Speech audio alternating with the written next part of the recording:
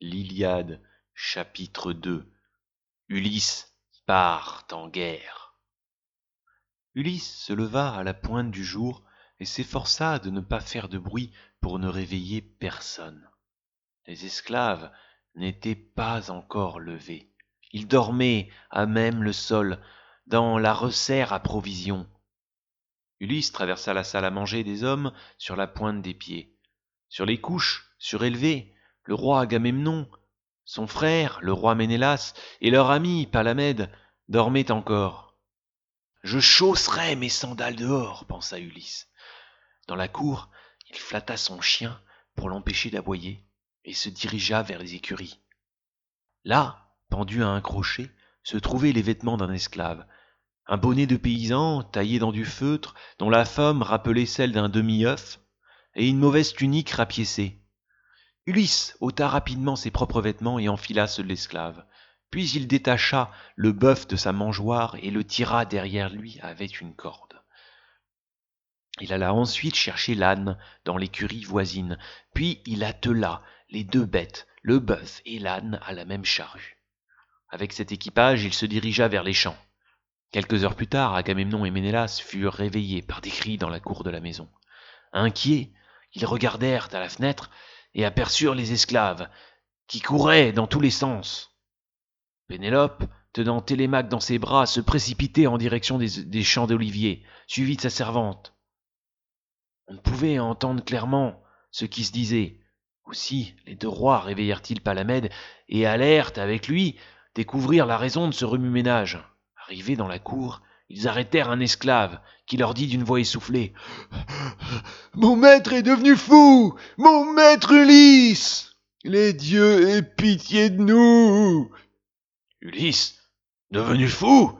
Que me racontes-tu là ?» tonna Agamemnon. « Hier soir encore, il avait toute sa raison, il me semble. » « Oui, mais ce matin, on l'a trouvé dans le champ, vêtu de mes vêtements, en train de labourer, avec un bœuf et un âne attelés à la même charrue. Il fait des zigzags, il déracine les jeunes arbres, il piétine les semailles, il arrache le blé. » Agamemnon et Ménélas échangèrent un regard horrifié. Eux, qui avaient tant compté sur le soutien d'Ulysse pour entreprendre la guerre de Troie. Voilà qu'un des meilleurs sujets de la Grèce allait leur être ravi. « Ce n'est pas possible, » murmura Palamède avec un regard sournois. « Moi, je dis que ce n'est pas possible. Moi, Palamède, je dis que ce n'est pas possible. »« Que veux-tu dire ?» grogna Ménélas. « Si cet esclave pleure, ce n'est pas pour rien. »« Moi, je demande à voir, » insista Palamède. « Allons dans le champ rejoindre les autres. » Ils longèrent la longue allée de cyprès qui menait au portail en bois, coupèrent à travers les vignes et se retrouvèrent bientôt dans le champ d'oliviers, où les esclaves, en proie à une grande agitation, s'arrachaient les cheveux. Ulysse était bien là, comme on le leur avait dit, coiffé d'un curieux bonnet. Il faisait des grimaces bizarres, poussait la charrue en zigzag et jetait par-dessus son épaule, en guise de graines à semer, des grains de sel. « Ulysse, mon épouse !» suppliait Pénélope. « Parle-moi, je suis ta femme.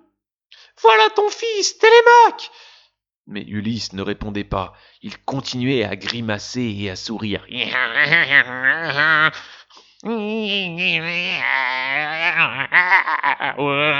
Soudain, Palamède fendit la foule qui se pressait autour du maître et se mit à crier : « Ulysse, je sais que tu n'es pas fou, arrête ce manège ! Tu fais semblant pour ne pas partir avec nous à la guerre de Troie. Mais nous ne croyons pas à ta folie !» Ulysse, sans s'arrêter, tourna la tête en faisant des grimaces de plus belle. Furieux, Palamède se précipita vers Pénélope et lui arrachant le petit Télémaque des bras, il se mit à hurler : « Nous allons bien voir si tu es assez fou pour tuer ton propre fils !» Palamède se jeta devant la charrue d'Ulysse et posa le petit enfant sur le sol, juste devant le soc. Interloqué, Ulysse s'arrêta. Les cris de Pénélope et de l'enfant résonnaient dans toute la plaine. « Non !» Palamède triomphait. Vous voyez, il s'est arrêté de creuser la terre pour ne pas couper son fils en deux. Vous voyez qu'il n'est pas fou. Agamemnon s'approcha d'Ulysse et le regarda droit dans les yeux. Ulysse baissa la tête. C'est vrai, dit-il, j'ai joué la comédie pour ne pas partir à Troie avec vous. J'ai échoué, je regrette. Ménélas s'avança. Il n'avait pas l'air en colère, mais seulement consterné. Nous ne t'en voulons pas, Ulysse, dit-il. Ta comédie était réussie, puisque je m'y suis laissé prendre. Moi aussi, avoua Agamemnon. Nous aurons besoin d'hommes malins comme toi, Ulysse. C'est pourquoi, à présent, nous te prions, viens. Sans toi, nous n'obtiendrons jamais la victoire. Ulysse échangea avec Pénélope un regard plein de tristesse, puis il se tourna vers Agamemnon, Ménélas et Palamède. C'est bon, dit-il, je vous suis. Pénélope, fais préparer mes effets de guerre. Quelques heures plus tard, Ulysse et ses amis embarquaient, accompagnés de leurs troupes. Pénélope le regarda s'éloigner longtemps, du haut de la terrasse qui surplombait la plage. Longtemps, Télémaque agita la main en signe d'adieu à son père. Papa, papa, papa. Lorsque les bateaux eurent disparu de l'horizon, le soleil commença à descendre sur la mer. Pénélope soupira et se dirigea vers les cuisines pour prendre son repas. Comme elle descendait l'escalier principal, elle croisa les prêtres qui allaient faire leurs offrandes aux dieux. Ceux-ci la regardèrent fixement, et l'un d'eux parla d'une voix grave. « Pénélope, te voilà seule pour 20 ans, dit-il.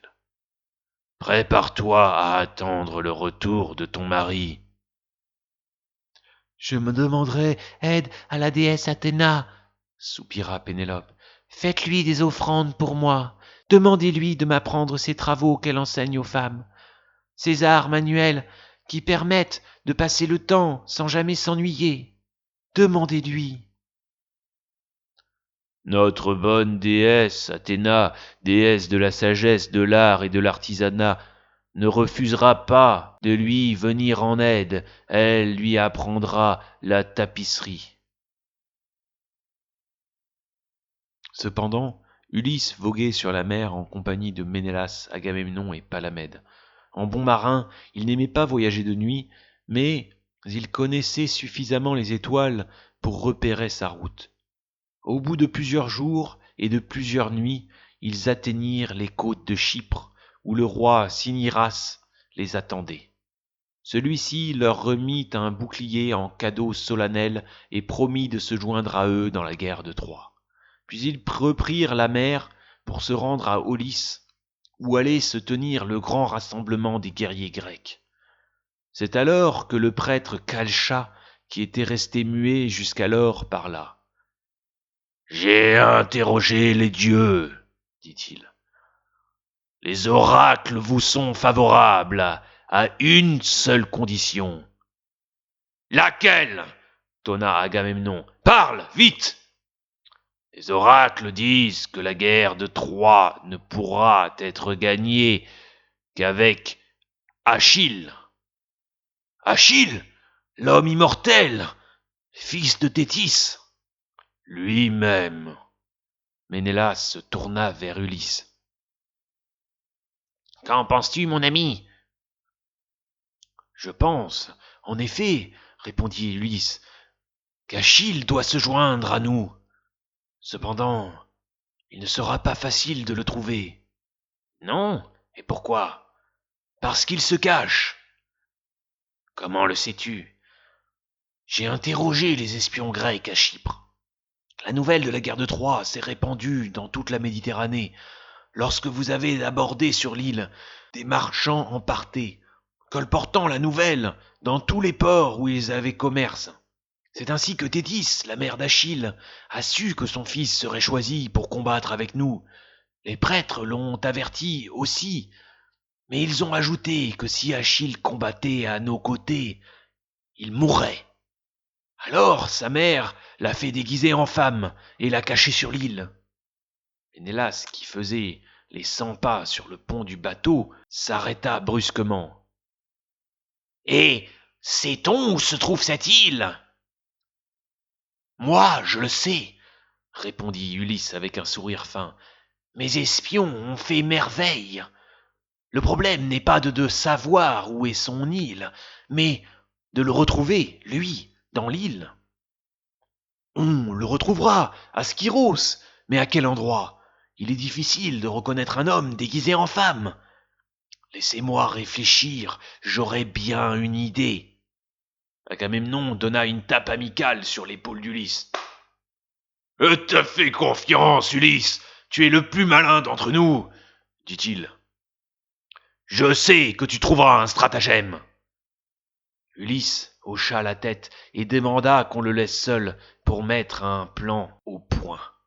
Il avait déjà une bonne idée.